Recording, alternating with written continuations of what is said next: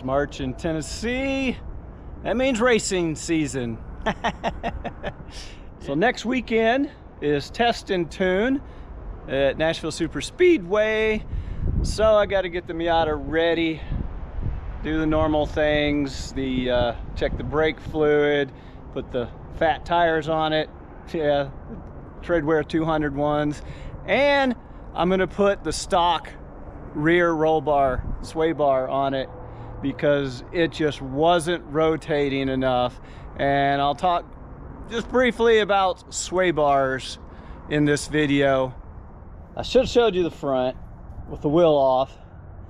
I have the JBRs currently and sway bars, and I got the front on full stiff. Now come to the back, I also currently have the JBR on the back at full soft. Soft being the outside one, and it's still too firm for autocross. Now for track, it's not bad. Track, you want the back end to be more stable. That way you're not going to spin out and wreck, hopefully. But on a autocross, it's just not rotating enough. In an autocross, you got tight turns, and you're only doing, 60 miles an hour generally at the top end.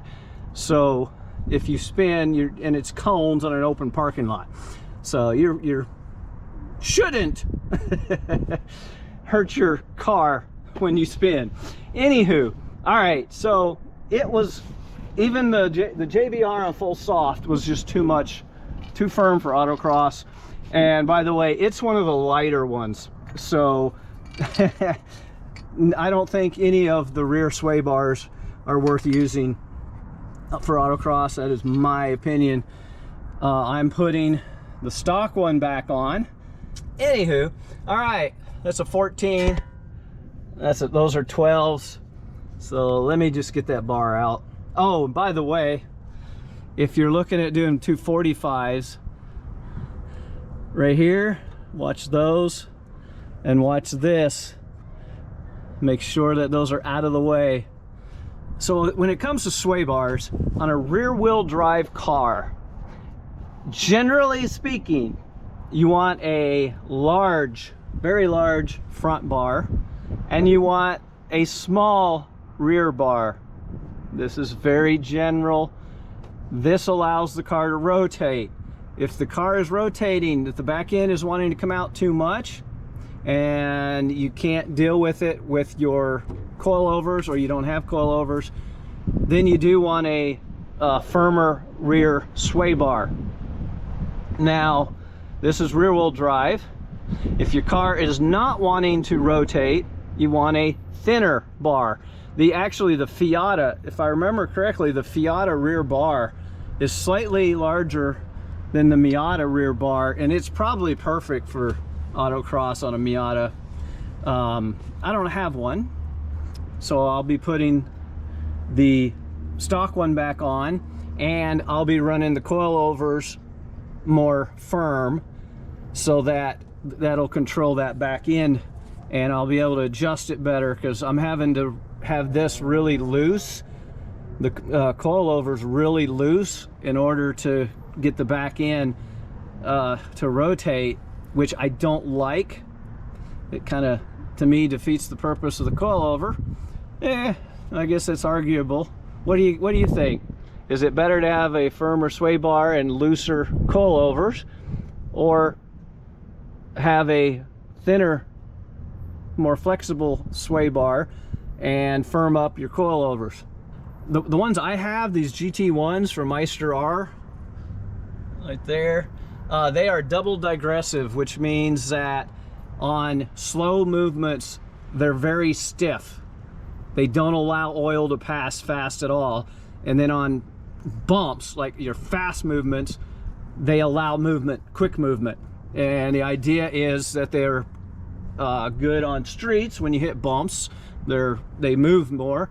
But on a track, when you go into a curve, it's slow. It doesn't just drop and sway like a standard or progressive shock would. But of course, then again, they when you hit dips, they don't give either.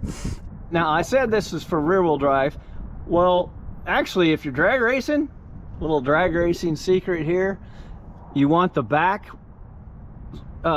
sway bar as big as you can get it. That keeps the back end from rotating and pulling that right wheel off the ground, so you get better traction. And you actually want a really thin one on the front, if one at all, to allow the front to lift and move.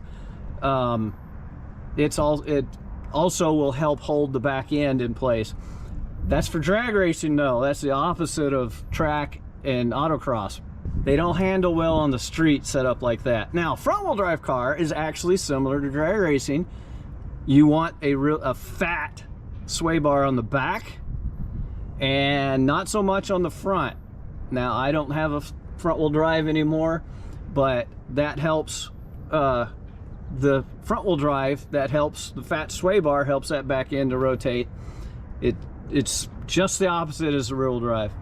So yeah, I hope that was helpful. So here they are, stock, little tiny thin thing. Then the JBR rear, which is obviously quite a bit bigger, and it's smaller than a lot. A lot of them are even bigger than this. I would never run anything bigger than this. At full soft, this was a little too big in my opinion. This, of course, is too small. How about that? Isn't that the way it works? This would be full stiff. This is full loose. It's how much leverage it can put on it. So I'll be going back with the stock one and seeing if I can get it rotate better with the autocross. All right, she's ready for autocross. So a few closing comments. One, this is for autocross. I was talking about those sway bars. You don't want it too loose, driving it on the street, especially, you know, like lift off, oversteer and stuff. If you're not, you know, don't loosen it up too much on the street. You might regret it and bite a guardrail. Also, don't forget to torque your lug nuts, check them again after test drive, do a test drive. I did find that my battery was slightly loose. It was still tied down, but it was a little loose, so I tightened it. Fluids were good. Don't forget to air up the tires. And I mean, I've got to check your brakes while you got them off, that type of thing. I've got a video on actually prepping for track and autocrosses here, if I remember to put it there. Anyway, I hope that was helpful. If so, please like, subscribe, comment, and good luck with yours.